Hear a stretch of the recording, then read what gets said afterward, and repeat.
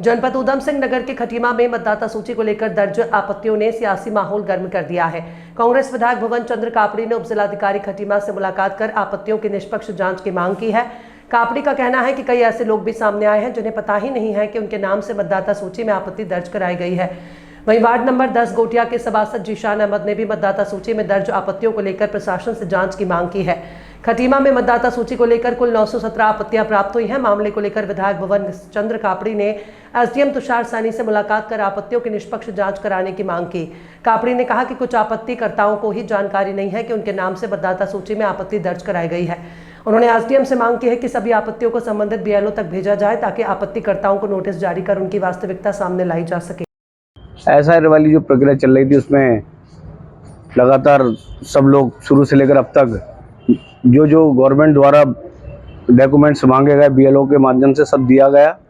उसके बावजूद भी अब पता चला कि वार्डों में मैं वार्ड नंबर 10 का सभासद हूँ कि वार्डों में आपत्तियाँ लगी हैं। तो मैं इस संबंध में आज एसडीएम साहब से मिलने आया। मैंने कहा भाई मेरे वार्ड में ऐसे ऐसे लोगों के ऊपर आपत्तियाँ लगी हुई हैं जो यहाँ पर जब उत्तराखंड भी नहीं था, उत्तर प्रदेश था, 50-50 साल से रह रहे हैं, उन लोगों के ऊपर आपत्तियाँ लगी हैं।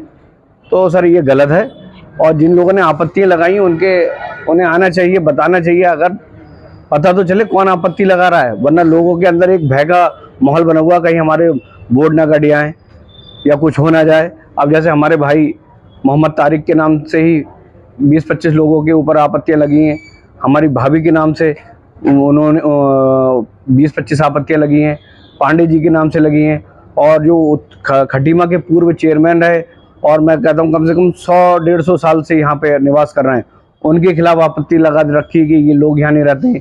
मेरी तीसरी पीढ़ी है, हमारे दादा परदादा सब यहाँ के हैं, हमारे अपने घर वालों के नाम पे आपत्ति है। तो इस संबंध में आज हम एसडीएम साहब से मिलने आए थे। जो भी इस प्रकरण में है उसकी जाँच की जाए और दोषी के खिलाफ सख्त से सख्त सजा दी जाए, जिससे कि और लोगों के किसी प्रकार से कोई भी वोट ना कटे। अगर किसी का कोई वोट कटता है या डॉक्यूमेंट्स या वोटर लिस्ट में उसका नाम हटता है तो हम आंदोलन के बाध्य होंगे। इस संबंध में हमने एसडीएम साहब को आज ज्ञापन दिया और हमें उम्मीद है हमारी सरकार है और वो निष्पक्ष जांच करेगी और दोषियों के खिलाफ सख्त से सख्त कार्रवाई होगी। और जैसा झगड़ा जी ऐसी कई जगहों पे है। जैसे मेरे भाई बोले यार मैंने तो किसी से आपत्ति लगाई नहीं, लोग मेरे पास फोन कर रहे हैं, ऑनलाइन दिखा रहे हैं तो उसमें नाम दिखा रहा है और मेरी भाभी के नाम से आपत्ति है, भाभी के नाम से कई लोगों में आपत्ति लगा रखी है। तो विपक्ष को भी मौका मिल रहा है कि ये भाजपा करा रही है या सभासद करा रहे हैं जिन्हें वोट दिए थे नहीं दिए थे। तो इस संबंध में फिलहाल वोट तो कहीं भी इंसान दे सकता है, स्वतंत्र है, लेकिन यह है कि किसी का भी वोट ना कटना चाहिए, ना वोटर लिस्ट से नाम हटना चाहिए, और जो छूट गए या रह गए उन पे भी जांच होके उन्हें भी, अगर यहाँ के निवासी हैं उनका भी वोटर लिस्ट में नाम आना चाहिए।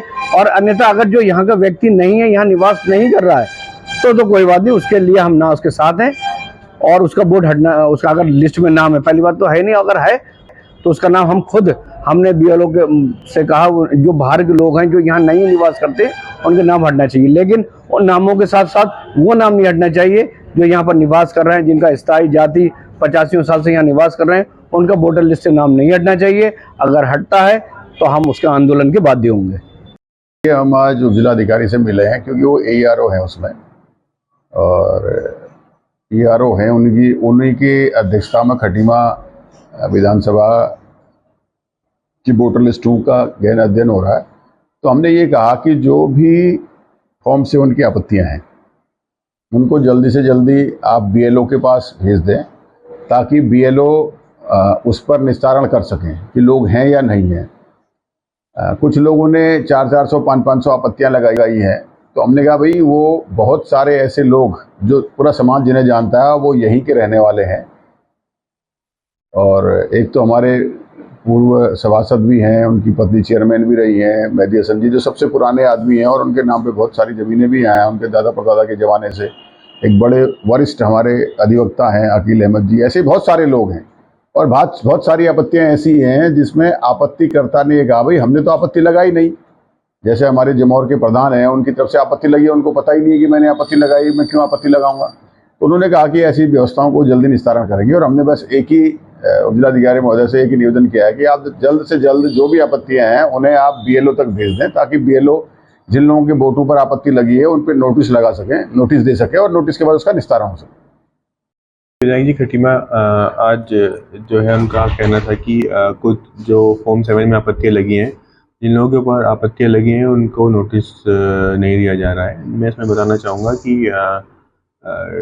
कुछ टेक्निकल कारण की वजह से हिंदी में नोटिस जनरेट नहीं हो पाने के कारण आज तक कोई नोटिस सर्व नहीं किया गया। इसमें जो है बहुत ही जल्द संभावना है कि हिंदी और इंग्लिश दोनों में नोटिस जनरेट होने लगेंगे, तो हम नोटिस सर्व कराना शुरू कर देंगे। साथ ही ये भी बताना है कि इसमें प्रॉपर टाइम जो 14 दिन का टाइम दिया जाता है वो दिया जाएगा। तो ऐसा नहीं है कि अगर एक दिन इसमें कोई लेट हो गया है तो इसमें जो आपत्ति जिसने की है या जिसके ऊपर आपत्ति की है उसको प्रॉपर समय नहीं दिया जाएगा। ऐसा नहीं है, प्रॉपर समय दिया जाएगा और दोनों पक्षों के कारण जानकर कि आपत्तिकर्ता ने आपत्ति क्यों की है और जिसके ऊपर आपत्ति हुई है उसका पक्ष जानकर ही इसमें निर्णय लिया जाएगा। तो मुझे लगता है कि कल से ये कार्य शुरू हो जाएगा।